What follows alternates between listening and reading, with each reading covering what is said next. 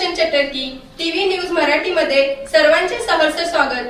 पाहूया आजच्या ठळक घडामोडी।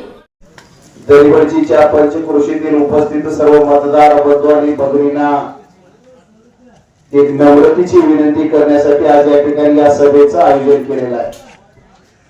खास करून या सभेला उपस्थित असणारे आमचे वडीलधारी या ठिकाणी उपस्थित असणारे ज्योतिबा जाधव असतील, त्याचबरोबर या ठिकाणी उपस्थित असणारे आमचे दानापाना चिकाटे, त्याचबरोबर या ठिकाणी उपस्थित असणारे आमचे श्रीमंतांना मुंजे असतील, त्याचबरोबर या ठिकाणी उपस्थित असणारे आमचे मोठे साहेब असतील, वसंत माने असतील, त्याचबरोबर आमचे वडीलधारी या ठिकाणी उपस्थित असणारे भगवंतांना माळे असतील, त्याचबरोबर या ठिकाणी उपस्थित असणारे माजी ग्रामपंचायतचे सदस्य दर्याप्पा चौगुले, त्याचबरोबर या ठिकाणी उपस्थित असणारे विलास चव्हाण, त्याचबरोबर या ठिकाणी उपस्थित असणारे आणि गेले 8 दिवस प्रचारामध्ये हिरिरीने भाग घेऊन काम करणारे आमचे महादेव कारंडे, त्याचबरोबर या ठिकाणी उपस्थित असणारे आमचे सोसायटीचे संचालक सदैया स्वामी, त्याचबरोबर या ठिकाणी उपस्थित असणारे सुभाष चव्हाण असतील, त्याचबरोबर या ठिकाणी उपस्थित असणारे गुंडा गेजगे, सर्वच बरीचशी नावे घेण्यासारखी भरपूर आहेत। आमचे काका श्रीकांत माने,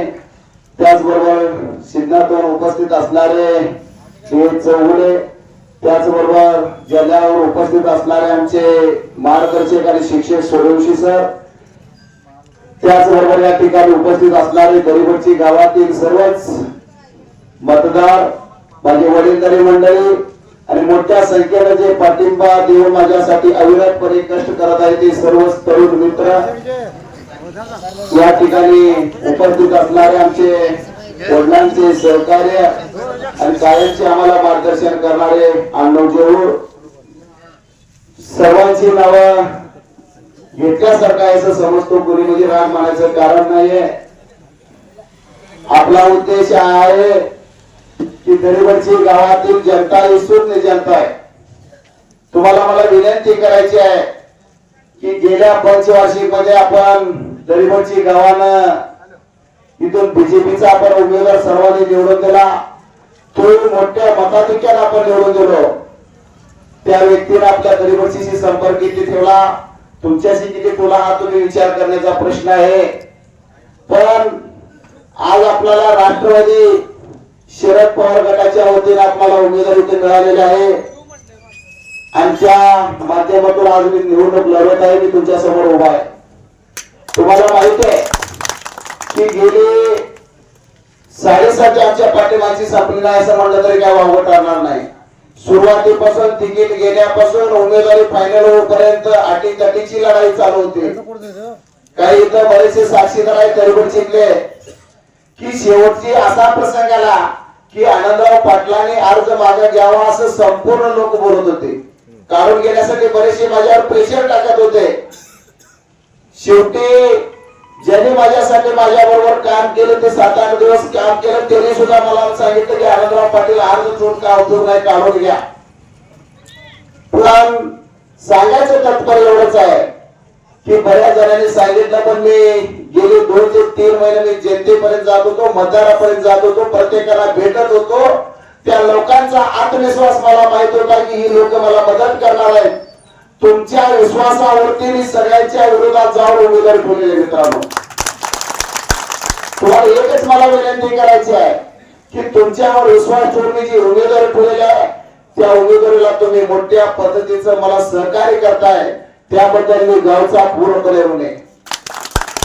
तुम्हाला माहित असेल ही निवडणूक लढवत असताना आज 18 गाव या मतदारसंघामध्ये येतात।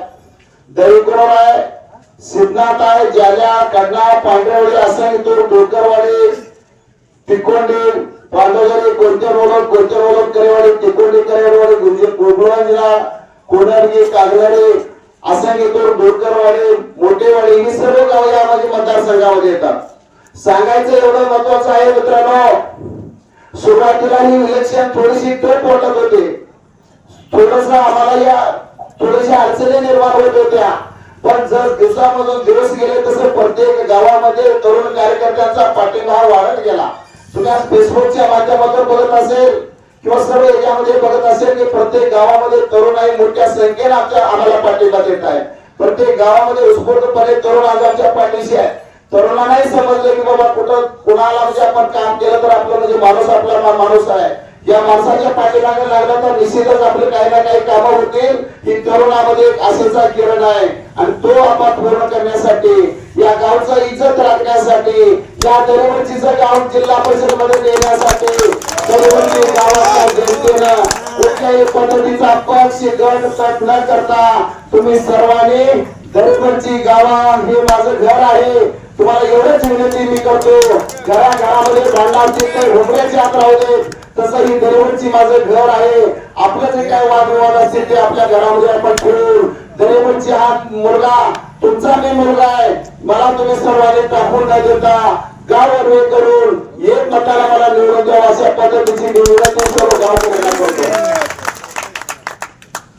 मित्रांनो, बोलून तितकं थोडंच आहे. परत परत मी एकदा विनंती करतो, आणि प्रचाराची ही शेवटची सभा आहे. प्रचाराची सांगता येतं या ठिकाणी होत आहे. काही कारणास्तव संजय काका येणार होते, पण तिकडे उंगीला सभा असल्यामुळे त्यांनी तिकडे गेलेले, त्यामुळे त्यांनी इकडे येणार नाहीत.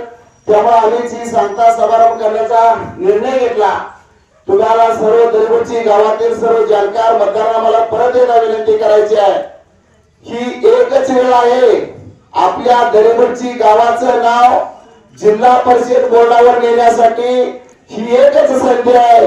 मी त्यासाठी आपल्या गावच्या इज्जतीसाठी मतदारांना तुम्हाला एक विनंती करतो, तुम्ही कुठल्याही पद्धतीच्या कुठल्याही आमिषाला बळी न पडता आपल्या गावाचं नाव लौकिक करण्यासाठी तुम्ही सर्वांनी एक दिलानं एक जीवानं सर्वांनी आपल्या घराच्या चिन्हासमोरील बटन दाबून मला मोठ्या संख्येने निवडून द्यावं अशा पद्धतीची मी तुम्हाला विनंती करतो. मित्रांनो, तुम्ही निवडून देणार का नाही?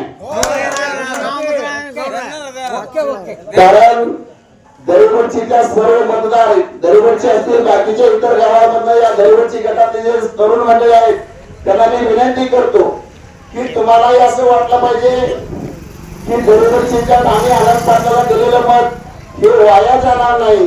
तुम्हाला मी आज शब्द देतो, प्रत्येक मताला वाटलं पाहिजे की आमचं दिलेलं मत हे आनंदराव पाटलांना आम्ही जे मत दिलंय ते म्हणजे तुम्हाला अभिमान वाटेल अशा पद्धतीचं कार्य मी तुम्हाला भविष्यामध्ये करून दाखवतो. एवढंच बोलतो आणि थांबतो. जय हिंद, जय भारत. बातम्या पाहण्यासाठी आपले चॅनल लाईक आणि सबस्क्राईब करा व बेल आयकॉन दाबायला विसरू नका.